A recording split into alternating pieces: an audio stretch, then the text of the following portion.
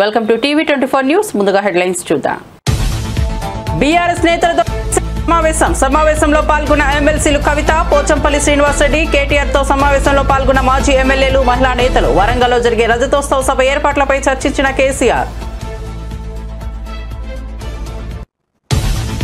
ఇలాంటి మరో 100 కేసులు పెట్టినా భయపడనన్న భూవన కరుణాకర్ రెడ్డి. టీటీడీ గోశాలలో ఆవులు చనిపోయాయని తప్పుడు ప్రచారం చేశారంటూ భూవనపై కేసు. విద్యార్థి దశ నుంచే పోరాటాలు చేశానన్న భూవన, ఏ తప్పు జరిగినా ప్రశ్నిస్తూనే ఉంటానని వ్యాఖ్య. కాంగ్రెస్ పట్ల ఎలా ఉండాలో కేటీఆర్ సర్టిఫికేట్ అవసరం లేదన్న కిషన్ రెడ్డి. హైదరాబాద్ స్థానిక ఎన్నికల్లో కాంగ్రెస్ బీఆర్ఎస్ ఎందుకు పోటీ చేయడం లేదని ప్రశ్న.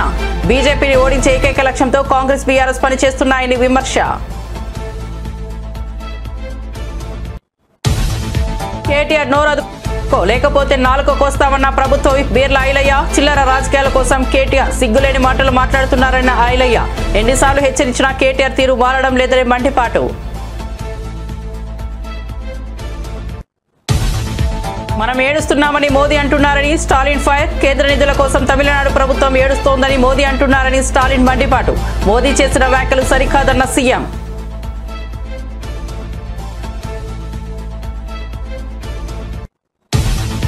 పేదల కన్నిటిని దుర్చేందుకు భూభారతిని తీసుకొచ్చామన్న పొంగులేటి శ్రీనివాసరెడ్డి. గతంలో ధరణి గురించి రెవెన్యూ సదస్సులు ఎక్కడైనా పెట్టారా అని ఆగ్రహం. భూ సమస్యలకు సంబంధించి 9.24 లక్షల దరఖాస్తులు వచ్చాయన్న మంత్రి. ఇక వార్త వివరాల్లోకి వెళ్తే, టీటీడీ గోశాలలో 100కు పైగా గోవులు చనిపోయాయని అసత్య ప్రచారం చేశారంటూ వైసీపీ నేత భూమన కరుణాకర్ రెడ్డిపై కేసు నమోదైన సంగతి తెలిసిందే. బీజేపీ నేత, టీటీడీ బోర్డు సభ్యుడు భానుప్రకాష్ రెడ్డి ఫిర్యాదు మేరకు పలు సెక్షన్ల కింద ఆయనపై కేసు నమోదు చేశారు. ఈ నేపథ్యంలో భూమన మాట్లాడుతూ, ఒక్క కేసు కాదు, ఇలాంటి మరో 100 కేసులు పెట్టుకున్నా తాను భయపడనని అన్నారు. వ్యక్తిగత దాడులు, వ్యక్తిత్వ హననాలు చేస్తే భయపడతామనుకుంటే అది మీ భ్రమ మాత్రమేనని చెప్పారు. మీ తప్పులను ఎత్తి చూపుతూనే ఉంటానని, ప్రజాస్వామ్యబద్ధంగా ప్రశ్నిస్తూనే ఉంటానని అన్నారు. తిరుపతిలో మీడియాతో మాట్లాడుతూ ఆయన ఈ వ్యాఖ్యలు చేశారు. జీవితాలను త్యాగం చేసి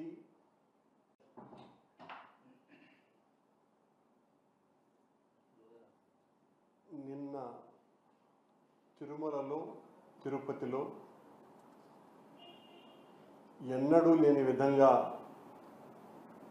సాధువుల తిరుగుబాటును చూశాం. దాదాపు 100 మందికి పైగా సాధువులు హిందూ ధర్మ పరిరక్షణ కోసమని నడుం బిగించినటువంటి, జీవితాలను త్యాగం చేసి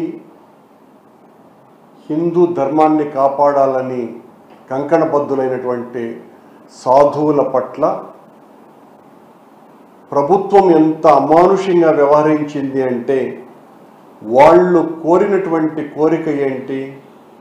గతంలో మేము ప్రభుత్వంలో ఉన్నప్పుడు మేమేదో ముంతాజ్ హోటల్కు అనుమతులు ఇచ్చామని మా మీద ఇష్టం వచ్చినట్టుగా మాట్లాడినటువంటి తెలుగుదేశం పార్టీ, జనసేన పార్టీలు, బీజేపీ పార్టీలు వాళ్ళు అధికారంలోకి వచ్చిన తర్వాత అదే హోటల్కు అనుమతి ఇవ్వటం. అంతవరకు మేము అనుమతులు ఇవ్వలేదు. ఆ హోటల్కి అనుమతులు ఇచ్చినందుకు ఇది అన్యాయము అని నినదించినటువంటి సాధు పుంగవులను రౌడీల కంటే, సంఘ విద్రోహుల కంటే నీచాతి నీచంగా చూసి, పశువుల్ని తోసినట్టుగా తోసి వాళ్ళనందరినీ కూడా ఒక పనికిమాలిన వ్యాన్లలో కుక్కి వాళ్ళందరినీ బాకరపేట అడవుల్లో వదలటం జరిగింది. బాకరపేట పోలీస్ స్టేషన్ దగ్గర ఎంత దుర్మార్గంగా వ్యవహరిస్తుంది.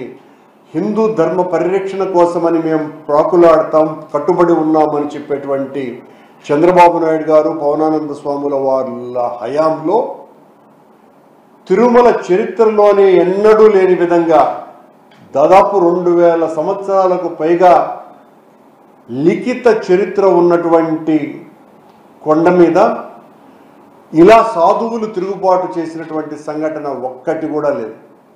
అలాంటిది ఈ రోజున కూటమి ప్రభుత్వం చేస్తున్నటువంటి ఈ అరాచకానికి వ్యతిరేకంగా వాళ్ళందరూ తిరుగుబాటు చేస్తే, నినదిస్తే వాళ్ళ పట్ల సంఘ విద్రోహక శక్తుల పట్ల ఏ రకంగా అయితే వ్యవహరిస్తారో అలా ఆ కాషాయాంబరదారులందరినీ కూడా ఈడ్చి పారేసింది కూటమి ప్రభుత్వం.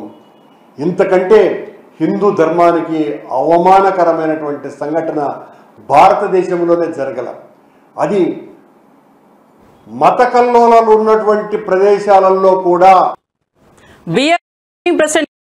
ప్రభుత్వ తీవ్ర స్థాయిలో విరుచుకుపడ్డారు. సీఎం రేవంత్ రెడ్డి మంత్రులు తమ 15 నెలల పాలనలో సంక్షేమ పథకాలు, సోనియా గాంధీ ఇచ్చిన అభయహస్తం 6 గ్యారంటీలను అమలు చేస్తుంటే కేటీఆర్ ఓర్చుకోలేక చిల్లర మర్లర రాజకీయాలు చేస్తున్నారని మండిపడ్డారు. చిల్లర రాజకీయాల కోసం సిగ్గులేని మాటలు మాట్లాడుతున్నారని విమర్శించారు. నోరు అదుపులో పెట్టుకో బిడ్డ, లేకపోతే నాలుక కోస్తామని హెచ్చరించారు. నోరు అదుపులో పెట్టుకోమని ఎన్నిసార్లు హెచ్చరించినా నీ తీరు మారడం లేదని ఐలయ్య అన్నారు. 10 ఏళ్ల పాటు తెలంగాణను పందికొక్కుల్లా దోచుకున్నారని, పింక్ మీడియా, సోషల్ మీడియా ద్వారా కాంగ్రెస్ ప్రభుత్వాన్ని బదనాం చేయాలని చూస్తున్నారని మండిపడ్డారు. మతిభ్రమించి మాట్లాడుతున్నాడు. అధికారం పోయిందనే అక్కస్తోటి, అధికారం మనంతోటి తెలంగాణను మొత్తం లూటీ చేసి మళ్ళా ప్రజా సంక్షేమాలు అందిస్తున్నటువంటి ప్రజాప్రభుత్వంలో మా గౌరవ ముఖ్యమంత్రి రేవంత్ రెడ్డి గారి నాయకత్వాన ఒకవైపు అభివృద్ధి, ఒకవైపు సంక్షేమం చేసుకుంటూ పోతుంటే ప్రభుత్వం ఏ పథకం చేపట్టినా కాలంలో కట్టబెట్టినట్టుగా ఆయన వెకిలి చేష్టలతోటి మా ప్రభుత్వం గురించి చిల్లర మల్లర మాట్లాడుతుండు. కేటీఆర్ నోరు అదుపులో పెట్టుకో, లేకపోతే నీ నాలుక కోసం బిడ్డ. ఎన్నిసార్లు హెచ్చరించినా 10 ఏళ్లు తెలంగాణ సంపదను పందికొక్కుల్లాగా దాచుకొని ఆ సంపదతోటి మీ పింక్ మీడియా ద్వారా కానీ మీ సోషల్ మీడియా ద్వారా మా ప్రభుత్వాన్ని బదనాం చేయాలని చెప్పి చూస్తున్నారు. తస్మాత్ జాగ్రత్త. మా ప్రజాప్రభుత్వం, మా గౌరవ ముఖ్యమంత్రి రేవంత్ రెడ్డి గారు, మా మంత్రులు ఈ 15 నెలల్లో ఒక్కొక్కటిగా సంక్షేమ పథకాలు, తల్లి సోనియం ఇచ్చినటువంటి అభయసం 6 గ్యారెంటీలు అమలు చేస్తుంటే ప్రజలలో వస్తున్నటువంటి ఆదరణ చూసి ఓర్వలేక చిల్లర మల్లర రాజకీయాలు చేస్తున్నారు. ప్రభుత్వం వచ్చిన కాంచెల ప్రజాప్రభుత్వాన్ని కూలుస్తాం అంటున్నారు. సిగ్గుమాలి ఇలా మీకు చందాలిస్తున్నారు. కాంగ్రెస్ ఎమ్మెల్యేలను కొనుమని మాకు చందాలిస్తారని సిగ్గుమాలిన మాటలు మాట్లాడుతున్నారు. తెలంగాణ సంపద దోచుకుంది చాలకుండా రియల్టర్ దగ్గర, బ్రోకర్ల దగ్గర, భూ స్కాములు చేసిన దగ్గర చందాలు వసూలు చేస్తున్నటువంటి కేటీఆర్ నీ లెక్క బస్సులో అంగట్లో సంతలో పసులో ఉన్నట్టుగా అమ్ముడు పోయే ఎమ్మెల్యేలు కాదు. ఇలా ప్రజల చేత ఎన్నుకోబడ్డటువంటి కాంగ్రెస్ ఎమ్మెల్యేలు, నికాలసైన ఎమ్మెల్యేలు. మీ పరిపాలన నచ్చక, మీ అయ్య పాలన నచ్చకనే ఇలా కాంగ్రెస్ వైపు 10 మంది మద్దతు ఇచ్చి మీ ఎమ్మెల్యేలు వస్తుంటే సిగ్గు మారి ఎమ్మెల్యేలు కొంటా అని చెప్పి నోరు అదుపులో పెట్టుకుని మాట్లాడాలి. మీకు చందాలు ఎవరు ఇస్తారో, మీకు భూ కబ్జాలు, భూదందా చేసినోళ్ళు, మీరు తెచ్చినటువంటి భూ ధరణి చట్టం ద్వారా 1000 ఎకరాలు కొల్లగొట్టి, ప్రభుత్వ భూములను కొల్లగొట్టి, వక్ఫ్ బోర్డు భూములను, దేవాదాయ భూములను కొల్లగొట్టి ఆ డబ్బుతోటి ఎమ్మెల్యేలను చూస్తున్నావు. తస్మత్ జాగ్రత్త బిడ్డ. నీ పరిపాలన చూసే ప్రజలు విసిగి వేగారు. నువ్వు కాదు, నీ అయ్య కాదు, నీ జేజమ్మ దిగొచ్చిన తెలంగాణలో 10 సంవత్సరాలు ప్రజాపాలన గౌరవ ముఖ్యమంత్రి రేవంత్ రెడ్డి గారి నాయకత్వాన కాంగ్రెస్ పార్టీ 10 ఏళ్ల అధికారం ఉంటది. నువ్వు రాసి పెట్టుకో. ఇలాంటి చిల్లర మల్లర రాజకీయాలు చేస్తే మిమ్మల్ని ఇప్పటికే బొందబెట్టిరు. ఎంపీ ఎలక్షన్ లో గుండుసులు దూయించారు. రేపు రాబోయే స్థానిక సంస్థల్లో మిమ్మల్ని గ్రామాలలో తిరగనియరు. మా ప్రభుత్వం చేపట్టినటువంటి సంక్షేమ పథకాలు, మహిళలకు పెద్దపీట వేసినాం, రైతులకు పెద్దపీట వేసినాం, యువతకు ఉద్యోగాలు ఇచ్చినాం, ఇలా ఉద్యమకారులకు పెద్దపీట వేసినాం. ఇలా గ్రామాన రేషన్ బియ్యం, సన్న బియ్యం ద్వారా పేదోడికి 3 పూటల సన్న బియ్యం పెట్టే అవకాశం భారతదేశంలో ఏ ప్రభుత్వం చేయలే. ఓన్లీ తెలంగాణలో గౌరవ ముఖ్యమంత్రి రేవంత్ రెడ్డి నాయకత్వాన కాంగ్రెస్ పార్టీ పట్ల ఎలా వ్యవహరించాలనే దానిపై కేటీఆర్ సర్టిఫికేట్ బీజేపీకి అవసరం లేదని కేంద్ర మంత్రి కిషన్ రెడ్డి స్పష్టం చేశారు. హైదరాబాద్ స్థానిక సంస్థల ఎన్నికల్లో కాంగ్రెస్, బీఆర్ఎస్ పార్టీలు ఎందుకు పోటీ చేయడం లేదని ఆయన ప్రశ్నించారు. రాష్ట్రంలో అధికారంలో ఉన్న కాంగ్రెస్ పార్టీ ఎన్నికలకు దూరంగా ఉండటం సరికాదని అన్నారు. బేగంపేటలో ఎమ్మెల్సీ ఎన్నికపై నిర్వహించిన బీజేపీ సన్నాహక సమావేశంలో ఆయన మాట్లాడుతూ మజ్లిస్ పార్టీకి వ్యతిరేకంగా బీజేపీ నిరంతరం పోరాటం చేస్తోందని అన్నారు. మజ్లిస్ పార్టీకి సంతోషంగా ఉండాలి, మజ్లిస్ పార్టీ కనుసైగల్లో ఉండాలి, మజ్లిస్ పార్టీ మెప్పు పొందాలి. ఈరోజు ఈ తెలంగాణ దురదృష్టము ఈ రకమైనటువంటి పరిస్థితి వచ్చింది. గతంలో ఆంధ్రప్రదేశ్ ఉన్నప్పుడు పరిస్థితి వేరు. ఈరోజు తెలంగాణ ఏర్పడిన తర్వాత తెలంగాణ ప్రజలు చైతన్యం కాకపోతే, తెలంగాణ ప్రజలు రానున్నటువంటి ప్రమాదాన్ని గ్రహించకపోతే, తెలంగాణ ప్రజలు ఈ తెలంగాణను రక్షించుకోవాలనేటువంటి ఆలోచన లేకపోతే మళ్ళీ నిజాం పరిపాలన ఏ రకంగా రజాకార్ల కాలంలో ఏ రకమైనటువంటి దౌర్జన్యకాండ కొనసాగిందో అదే పరిస్థితి వస్తుంది. ఈరోజు పాతపట్నంలో రజాకార్ల సమయంలో దౌర్జన్యాలు జరిగినాయి. స్వాతంత్రం వచ్చిన తర్వాత మనం ఎన్నుకున్నటువంటి ప్రభుత్వాల అధికారంలో ఉన్న తర్వాత ఎన్ని బస్తీలు కాలైనాయో నేను పత్రికా విలేకరులందరినీ కోరుతా ఉన్నాను, ఒక్కసారి మీరు సర్వే చేయండి. నేను హైదరాబాద్ పాతపట్నంలో పెరిగాను. ఎన్ని హిందూ బస్తీలు, దళితులు ఉండేటువంటి బస్తీలు ఊచకోత కోసి దౌర్జన్యం చేసి ఈ మజ్లిస్ పార్టీ ఆ బస్తీలన్నిటిని కూడా అడ్డికి పావుశారంటారు తెలంగాణలో. ఆ రకంగా ఇండ్లన్నిటిని కూడా స్వాధీనం చేసుకొని ఎన్ని ఖాళీ చేయించారో ఒక్కసారి సర్వే చేయాల్సిందిగా కోరుతా ఉన్నాను. ఈ ప్రభుత్వం ఒక వైట్ పేపర్ పబ్లిష్ చేయాల్సిందిగా కోరుతా ఉన్నాను. కాబట్టి ఇది చాలా పెద్ద ప్రమాదం. అందుకే తెలంగాణ ప్రజలు జాగ్రత్త పడాల్సిన అవసరం ఉంది. నేను ఒక్కటే అడుగుతా ఉన్నాను, రాహుల్ గాంధీకి ఎందుకు ఈరోజు హైదరాబాద్ నగరంలో అధికారంలో ఉండి మీరు ఈ ఎమ్మెల్సీ ఎలక్షన్స్ లో ఎందుకు పోటీ చేయడం లేదో చెప్పే ధైర్యం ఉందని అడుగుతా ఉన్నాను. ఎందుకు మజ్లిస్ పార్టీకి వ్యతిరేకంగా ఎందుకు పోటీ చేయలేదో తెలంగాణ ప్రజలకు జవాబు చెప్తారో అడుగుతా ఉన్నాను. ఎందుకు ఈరోజు బీఆర్ఎస్ పార్టీ మీరు మొన్న పార్లమెంట్ ఎలక్షన్స్ లో పోటీ చేశారు కదా, ఎమ్మెల్యే ఎలక్షన్స్ లో పోటీ చేశారు కదా, ఓడిపోతామని తెలిసి కూడా పోటీ చేశారు కదా, డిపాజిట్ రాదని తెలిసి కూడా పోటీ చేశారు కదా, బీజేపీని ఓడించడం కోసం మజ్లిస్ పార్టీని గెలిపించడం కోసం అసెంబ్లీ ఎలక్షన్స్ లో, కార్పొరేషన్ ఎలక్షన్స్ లో, ఎంపీ ఎలక్షన్స్ లో మీరు పోటీ చేశారు కదా, ఇప్పుడు ఎందుకు పోటీ చేయడం లేదో చెప్పాలి. ఇదంతా కూడా మజ్లిస్ పార్టీతో చేసుకున్నటువంటి దుర్మార్గమైనటువంటి ఒప్పందం.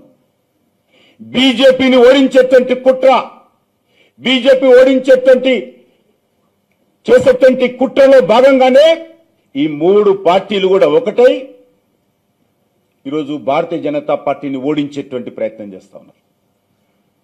భారతీయ జనతా పార్టీని అణిచివేసేటువంటి ప్రయత్నం చేస్తా ఉన్నారు. జాతీయ భావజాలాన్ని తొక్కిపెట్టేటువంటి ప్రయత్నం చేస్తా ఉన్నారు.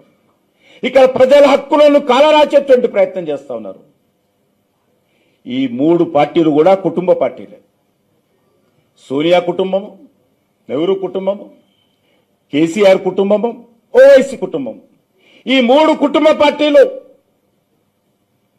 ఈరోజు తెలంగాణ రాష్ట్రాన్ని, హైదరాబాద్ నగరాన్ని మరి కేంద్ర ప్రభుత్వ నిధుల కోసం మన ప్రభుత్వం ఏడుస్తోందని ప్రధాని మోదీ అంటున్నారని తమిళనాడు సీఎం స్టాలిన్ మండిపడ్డారు. కేంద్రం నుంచి ఎంత ఇచ్చినా తమిళనాడులో ఉన్న వాళ్ళు ఏడుస్తున్నారని మోదీ ఆరోపించారని, అలాంటి వ్యాఖ్యలు సరికాదని అన్నారు. గుజరాత్ సీఎంగా మోదీ ఉన్నప్పుడు నిధుల కోసం కేంద్ర ప్రభుత్వాన్ని ఎలా అడిగారో అందరికీ తెలుసునని చెప్పారు. కేంద్రం నుంచి ఎన్ని నిధులు ఇచ్చినా మనం ఏడుస్తున్నది మోదీ అనడం దారుణమని అన్నారు. డిలిమినేషన్ వల్ల లోక్సభ స్థానాలు తగ్గవని కేంద్ర హోంమంత్రి అమిత్ షా హామీ ఇవ్వాలని స్టాలిన్ డిమాండ్ చేశారు. నీట్ పరీక్ష నుంచి తమిళనాడును విముక్తి చేయాలని కోరారు. తమిళనాడుపై హిందీ భాషను బలవంతంగా రుద్దే ప్రయత్నం చేయరాదని అన్నారు. திமுகவோட போர் என்னன்னு தமிழ்நாட்டு மக்களுக்கு மட்டும் இல்ல, இந்தியாவில் இருக்கக்கூடிய எல்லோருக்கும் தெரிஞ்சிருக்கப்போ இதான் திமுக போவர். உண்மை இப்படி இருக்க திசை மாறி சென்று கொண்டிருப்பவர்கள், திசை காட்டிகளாக இருக்கிற எங்களை பார்த்து திசை புலம்ப வேண்டாம். நான் கேட்பது, மாண்புமிகு ஒன்றிய உள்துறை அமைச்சர் அமித்ஷா அவர்களை, நீட் தேர்வில் விளக்கு தருவோம்னு உங்களால் சொல்ல முடியுமா? இந்தியை திணிக்க மாட்டோம்னு உங்களால் உறுதியளிக்க முடியுமா? தமிழ்நாட்டுக்கு இவ்வளவு சிறப்பு நிதியை கொடுத்திருக்கிறோம்னு பட்டியல் போட முடியுமா? தொகுதி மறுசீரமைப்பால தமிழ்நாட்டோட பிரதிநிதித்துவம் குறையாதுன்னு வாக்குறுதி கொடுக்க முடியுமா? நாங்க செய்யறது திசை திருப்பல்னா இதுக்கெல்லாம் தெளிவான பதில தமிழ்நாட்டு மக்களுக்கு ஏன் நீங்க கொடுக்கல? அடுத்து கொஞ்ச நாளைக்கு முன்னாடி தமிழ்நாட்டுக்கு நம்முடைய மாண்புமிகு பிரதமர் அவர்கள் வந்தார்கள். ராமேஸ்வரத்துக்கு வந்தார்கள், ராமநாதபுரம் மாவட்டத்துக்கு வந்தார்கள், பாலத்தை திறந்து வைக்க வந்தார்கள். வரட்டும், அதை நாங்கள் விமர்சிக்க விரும்பல. ஆனா என்ன பேசிட்டு போனாருங்க? எவ்வளவு கொடுத்தாலும் இங்க அழுகுறாங்க, எவ்வளவு நிதி கொடுத்தாலும் நம்ம அழுகுறோமா அப்படின்னு பேசிட்டு போயிருக்காரு. நான் மிகுந்த அடக்கத்தோடு மரியாதையோடு மாண்புமிகு பிரதமருக்கு நினைவுபடுத்த விரும்புவது, ஒன்றிய அரசிடம் கையேந்தி நிற்க மாநிலங்கள் பிச்சைக்காரர்களான்னு யாரு நீங்க கேட்டது? மாநில சுயாட்சிக்கான குரல் நம் மாண்புமிகு திட்டத்தின் கீழ் நகர்ப்புற பகுதிகளில் இலவச வீட்டுமனை பட்டா வழங்கப்படுகிறது. இதோ தமிழ்நாட்டிலேயே அதிகபட்சமாக 63,000 வீட்டுமனை பட்டா வழங்கப்படுகிறது. హైదరాబాద్ లో భారత రాష్ట్ర సమితి నాయకులతో మాజీ సీఎం కేసీఆర్ కీలక సమావేశం నిర్వహించారు. ఈ సమావేశంలో ఎమ్మెల్సీలు కల్వకుంట్ల కవిత, పోచంపల్లి శ్రీనివాసరెడ్డి పాల్గొన్నారు. అలాగే మాజీ ఎమ్మెల్యేలు, మహిళా నేతలు, పార్టీ వర్కింగ్ ప్రెసిడెంట్ కేటీఆర్ కూడా హాజరయ్యారు. వచ్చే వారంలో వరంగల్లో జరగనున్న బీఆర్ఎస్ రజతోత్సవ సభ ఏర్పాట్లపై ఈ సమావేశంలో చర్చ జరిగింది. మహిళల భాగస్వామ్యాన్ని పెంచేందుకు ప్రత్యేక ఏర్పాటు చేయాలని కేసీఆర్ సూచించారు. సభలో మహిళల కోసం ప్రత్యేక కార్యాచరణ ప్రణాళికలు రూపొందించాలని నేతలు నిర్ణయించారు. ఈ సభను పార్టీ బలాన్ని చాటే వేదికగా మలచాలని కేసీఆర్ నాయకత్వం స్పష్టంగా చేసింది. జహీరాబాద్ లోక్సభ నియోజకవర్గంపై గాంధీ భవన్ లో నిర్వహించిన సమీక్షా సమావేశంలో పీసీసీ చీఫ్ మహేష్ కుమార్ గౌడ్ కీలక వ్యాఖ్యలు చేశారు. ప్రభుత్వ సంక్షేమ అభివృద్ధి పథకాలను ప్రజల్లోకి విస్తృతంగా తీసుకెళ్లాలని నాయకులకు సూచించారు. నేతలు, కార్యకర్తలు ఒకటిగా సమన్వయంతో పనిచేయాల్సిన అవసరం ఉందని చెప్పారు. అయితే పార్టీ లైన్ దాటి వ్యవహరించే వారిపై కఠిన చర్యలు తప్పవని ఆయన స్పష్టం చేశారు. పార్టీ శ్రేణులు ప్రజల మద్దతు నిలబెట్టుకోవాలని, రానున్న ఎన్నికల్లో విజయాన్ని సాధించాలని పిలుపునిచ్చారు. హైదరాబాద్ లోని ఇందిరా పార్క్ ధర్నా చౌక్ వద్ద గ్రూప్ 1 అభ్యర్థులు భారీగా ధర్నాకు దిగారు. టీఎస్పీఎస్సీ నిర్వహించిన గ్రూప్ 1 పరీక్షల్లో అవకతవకలు చోటు చేసుకున్నాయని అభ్యంతరం తెలిపారు. గ్రూప్ 1 అభ్యర్థులకు అన్యాయం చేయకు అంటూ నినాదాలు చేస్తూ పరీక్షా ప్రక్రియపై న్యాయపరమైన విచారణ జరిపించాలని డిమాండ్ చేశారు. ఈ వ్యవహారాన్ని జ్యుడిషియల్ కమిటీకి అప్పగించి సిబిఐ విచారణ జరపాలని అభ్యర్థులు ప్రభుత్వాన్ని కోరుతున్నారు. న్యాయం కోసం తాము శాంతియుతంగా పోరాడతామని స్పష్టం చేశారు. పబ్లిక్ సర్వీస్ కమిషన్ వారు గాని, ప్రభుత్వం వారు గాని ఓపెన్ దర్బార్ మీటింగ్ పెట్టి నిరుద్యోగుల ప్రశ్నలకు జవాబు చెప్పాలి. నిరుద్యోగులు నొట్టి అడుగుతలేరు, సైంటిఫిక్ గా అడుగుతున్నారు. 30 మందికి వరుస ఉన్నోళ్లకు ఒకే మార్కులు ఎట్లా వస్తాయి? ఒకటి ఇంగ్లీష్ మీడియం వాళ్ళకి వచ్చి తెలుగు మీడియంలోకి ఎందుకు రావడం లేదు? ఒక కులానికే ఎక్కువ మందికి ఎక్కువ మార్కులు ఎట్టొచ్చినాయి. ఈ విధంగా ఒక పద్ధతి ప్రకారం కుట్రపూరితంగా ఎస్సీ బీసీలను అణచివేసి కుట్రల భాగంగానే గ్రూప్ 1 ఫలితాలు రద్దయి బీసీలను పెట్టి బీసీల గొంతుకొస్తున్నారు. కాబట్టి దీని మీద మీరు మర్చిపోయి ఈ రోజు ఆనాడు మంత్రి రేవంత్ రెడ్డి గారు ఈ గుండె అలసిపోయినటువంటి ఈ గుండె మీద మాత్రం తన్నకండి. మీకు చాలా చాలా చాలా అంటే చాలా విధాలుగా మేము సహాయం చేశాము. కానీ ఆ సహాయాన్ని మీరు మర్చిపోయి ఈరోజు ఆనాడు బలిదేవత అన్నటువంటి సోనియా గాంధీ యొక్క బర్త్డే రోజు మమ్మల్ని బలి చేయడానికి మీరు బలి చక్రవర్తిగా మీరు ప్రవర్తిస్తూ ఉన్నారు. మీరు బలి చక్రవర్తిగా ఒక్క సోనియమ్మను ఆనందపరచడానికి 40 లక్షల మంది అమ్మలను, తెలంగాణ నిరుద్యోగుల యొక్క అమ్మలను మీరు అన్యాయంగా మీరు బాధపెడతా ఉన్నారు. ఈ ఉసురు మాత్రం ఊరికే పోదు. జాగ్రత్తగా మీరు కూడా ఈ యొక్క కేసులని అన్ని క్లియర్ అయిపోయిన తర్వాతనే మా యొక్క గ్రూప్ 1 ఎగ్జామ్ కానీ, గ్రూప్ 2 ఎగ్జామ్ కానీ, గ్రూప్ 3 ఎగ్జామ్ కానీ కండక్ట్ చేయవలసిందిగా కోరుతా ఉన్నాం. రాష్ట్రంలో భూ సమస్యలు, పేదల ఆస్తుల రక్షణ కోసం భూభారతి చట్టాన్ని తీసుకొచ్చామని మంత్రి పొంగులేటి శ్రీనివాసరెడ్డి వెల్లడించారు. గత ప్రభుత్వ హయాంలో ధరణి వ్యవస్థపై ఎటువంటి అవగాహన కార్యక్రమాలు చేపట్టలేదని ఆయన విమర్శించారు.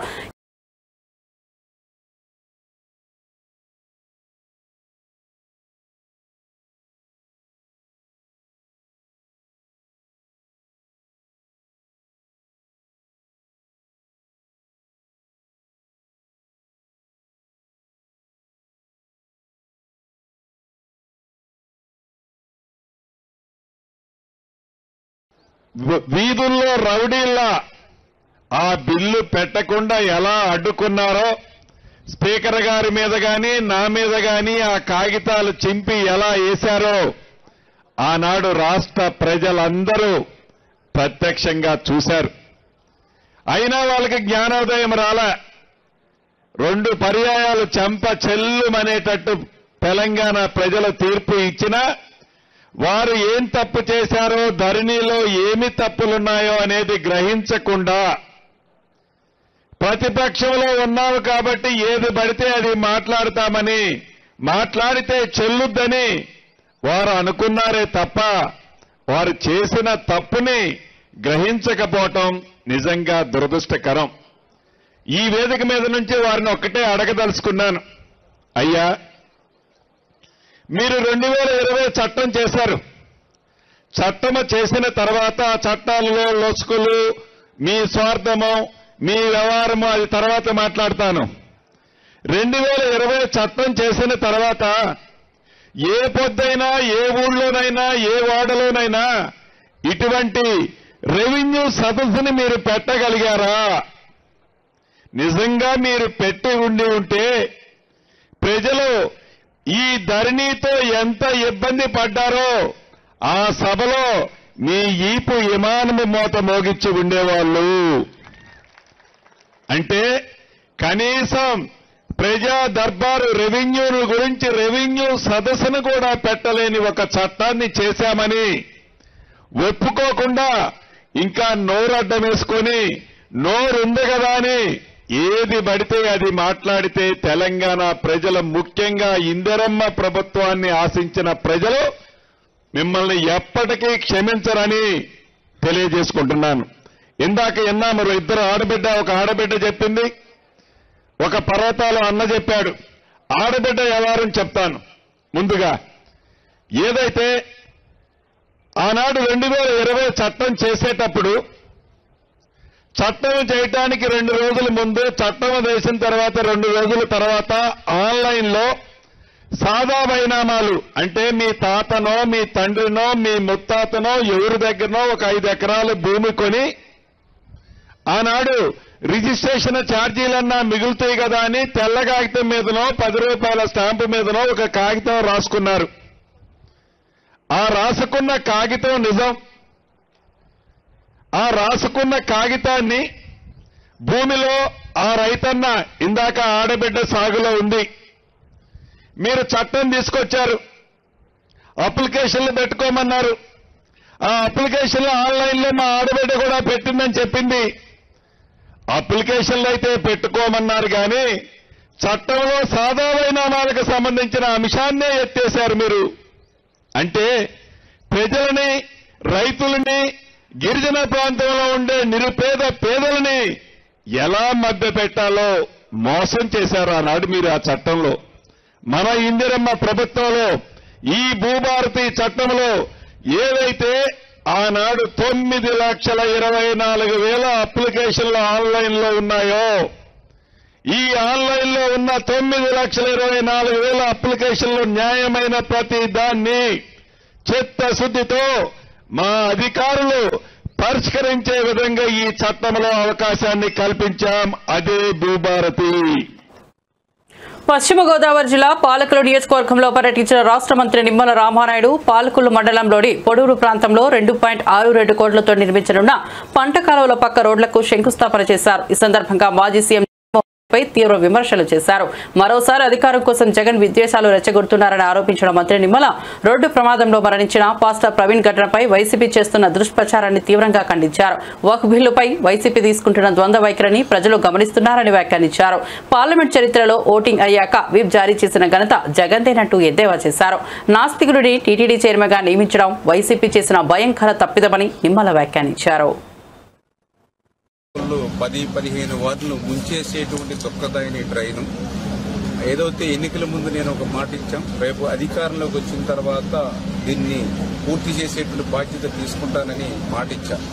ఎందుకంటే ఆ రోజు 14-19లో నేను పనులు ప్రారంభిస్తే ఆ రోజు వైసీపీ గద్దలు అడ్డుకున్నటువంటి పరిస్థితి. కొన్ని 5 సంవత్సరాల్లో వాళ్ళు ఏమన్నా చేశారని అంటే వాళ్ళు ఒక్క అరబస్తా సిమెంట్ కానీ ఒక్క రూపాయి చేయలేదు కదా, నేను తెచ్చిన నిధులు కూడా రద్దు చేసినటువంటి పరిస్థితి. మళ్ళీ ఈరోజు అధికారంలోకి వచ్చిన 9 నెలల్లోనే మళ్ళీ ఈరోజు మరి 14 కోట్ల రూపాయలు అక్షరాల ఈ యొక్క దమ్మయ్యపట్టికి నిధులు కేటాయించి మరి మొన్ననే మేము కొబ్బరికాయ కొట్టాము. మరి మొన్ననే తర్వాత రోజు కొలతలు వేశారు, మళ్ళీ ఈ రోజు వెంటనే పనులు కాంక్రీట్ పనులు ప్రారంభించారు. అంటే మాట ఇస్తే ఆ మాటను నిలుపుకోనేయడానికి ఈ యొక్క దమయపర్తి డ్రైనే ఒక ఉదాహరణ అనే విషయాన్ని సందర్భంగా తెలియజేసుకుంటూ, ఇది క్లిష్టమైనటువంటి పని, ఊబిలో చేసేటువంటి పని. ఎప్పటికప్పుడు డ్రైన్స్ నుంచి నీరంతా కూడా దీంట్లోకి వచ్చేసేటువంటి పరిస్థితుల్లో కూడా, అటువంటి ప్రతికూల పరిస్థితుల్లో కూడా వర్క్ ని ఎప్పటికప్పుడు ఇన్స్పెక్షన్. బులెటిన్ ముగించే ముందు హెడ్లైన్స్ మరోసారి చూద్దాం. బీఆర్ఎస్ నేతలతో సమావేశంలో పాల్గొన్న ఎమ్మెల్సీలు కవిత, పోచంపల్లి శ్రీనివాసరెడ్డి, కేటీఆర్ తో సమావేశంలో పాల్గొన్న మాజీ ఎమ్మెల్యేలు, మహిళా నేతలు. వరంగల్లో జరిగే రజతోత్సవ సభ ఏర్పాట్లపై చర్చించిన కేసీఆర్. ఇలాంటివి మరో 100 కేసులు పెట్టినా భయపడనన్న భూమన కరుణాకర్ రెడ్డి. టీటీడీ గోశాలలో ఆవులు చనిపోయాయని తప్పుడు ప్రచారం చేశారంటూ భూమనపై కేసు. విద్యార్థి దశ నుంచే పోరాటాలు చేశానన్న భూమన, ఏ తప్పు జరిగినా ప్రశ్నిస్తూనే ఉంటానని వ్యాఖ్య. కాంగ్రెస్ పట్ల ఎలా ఉండాలో కేటీఆర్ సర్టిఫికేట్ అవసరం లేదన్న కిషన్ రెడ్డి. హైదరాబాద్ స్థానిక ఎన్నికల్లో కాంగ్రెస్ బీఆర్ఎస్ ఎందుకు పోటీ చేయడం లేదని ప్రశ్న. బీజేపీని ఓడించే ఏకైక లక్ష్యంతో కాంగ్రెస్ బీఆర్ఎస్ పనిచేస్తున్నాయని విమర్శ. కేటీఆర్ నోరదుకో లేకపోతే నాలుకో కోస్తామన్న ప్రభుత్వ విప్ బీర్ల ఐలయ్య. చిల్లర రాజకీయాల కోసం కేటీఆర్ సిగ్గులేని మాటలు మాట్లాడుతున్నారన్న ఐలయ్య. ఎన్నిసార్లు హెచ్చరించినా కేటీఆర్ తీరు మారడం లేదని మండిపాటు. మనం ఏడుస్తున్నామని మోదీ అంటున్నారని స్టాలిన్ ఫైర్. కేంద్ర నిధుల కోసం తమిళనాడు ప్రభుత్వం ఏడుస్తోందని మోదీ అంటున్నారని స్టాలిన్ మండిపాటు. మోదీ చేసిన వ్యాఖ్యలు సరికాదన్న సీఎం.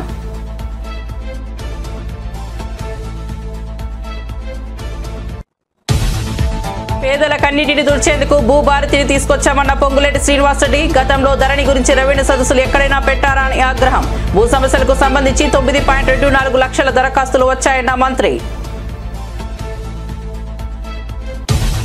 మరిన్ని అప్డేట్స్ కోసం చూస్తూనే ఉండండి టీవీ 24 న్యూస్.